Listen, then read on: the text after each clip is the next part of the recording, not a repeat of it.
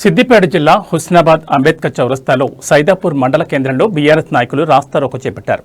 కాళేశ్వరం ప్రాజెక్టుపై justice Ghosh commission నివేదికను రాష్ట్ర ప్రభుత్వం సీబీఐకి అప్పగించడం పట్ల నిరసిస్తూ ఆందోళన వ్యక్తం చేశారు.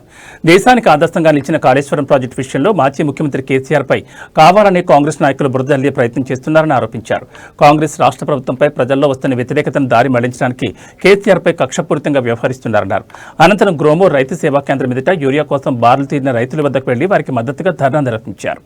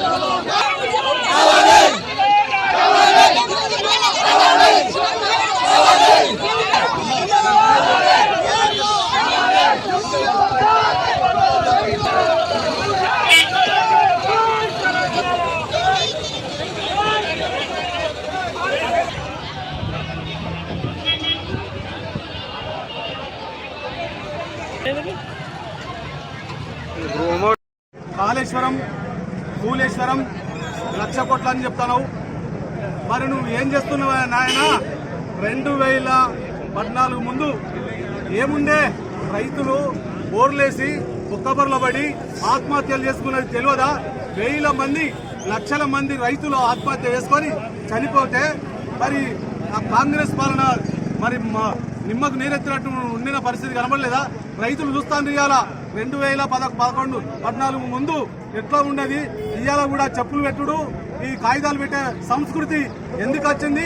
అసమర్థ ముఖ్యమంత్రి, మరి కూలిపోయినటువంటి రిపేర్ చేయలేనటువంటి అసమర్థమైన ముఖ్యమంత్రి ఆ మాత్రం చేయలేకుండా అది దాని మీద కమిషన్ వేసి ఏదో కానిపోని విషయాలు మరి కేసీఆర్ మీద రుద్దుతాడు.